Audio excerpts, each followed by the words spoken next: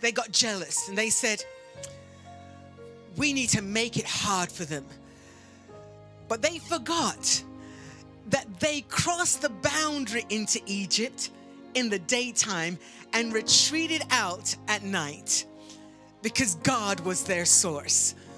Can I say to somebody, God is speaking to you when to go in and when to go out, when to upload and when to download, when to be flourishing and active, and then when to sit back and rest. Last year taught us so many things. I call it the year of forced change and being forced to rest.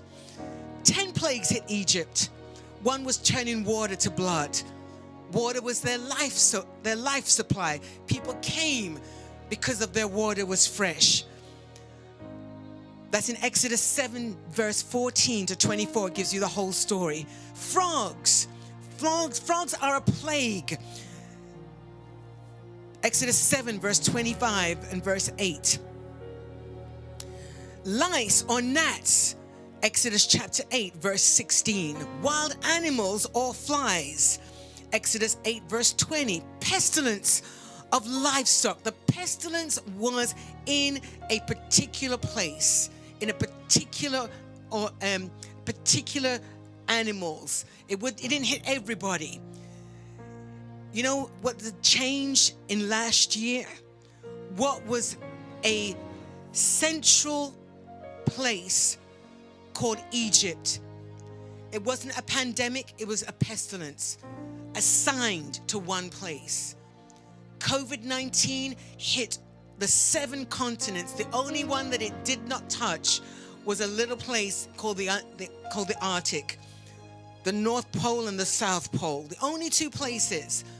But everywhere else saw and felt the effects at the same time. Never before in history did we all sense, react, became prayerful, seeking God, that we were praying the same prayers. We had the same cry. Even the unbeliever had the same cry. They needed deliverance. There were boils that came on their body. Exodus 9, verse 18. So they were uncomfortable. There were thunderstorms of hail and fire. Oh my gosh, can I go prophetic and just speak what's in that we've seen? They had thunderstorms of fire. We've had wildfires that started over a few years ago and escalated. And in the midst of one pandemic, we were still seeing fires. We were still seeing floods. We were still seeing parts of America consumed in smoke while still battling a pandemic. We're seeing Australia with forest fires, dry fires, just erupting out of nowhere. Sometimes it would jump. I was reading and watching the news. It would jump over a particular spot of land and hit another. Everything about this that I'm talking about in Exodus, the Old Testament, was to one place, one region. They had locusts. Can we talk? We had locusts last year. We saw locusts consume parts of Africa in a day. Unprecedented. But listen to this. This is the one that intrigued me the most. Darkness for 3 days. Exodus 10, verse 21 to 29. I called it shelter in place when I read it. I translated it to that, shelter in place for 3 days. Gross darkness. They had to stay, Egypt had to stay in its home. Fear gripped them.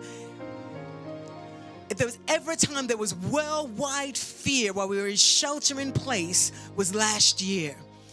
And I listened to a study that my daughter sent me, who's in the medical field, and she said the only people that didn't suffer great effects of mental health were those who were in or involved in church.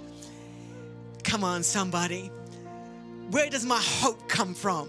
Where does my peace come from? Why do I have joy in the midst of sorrow?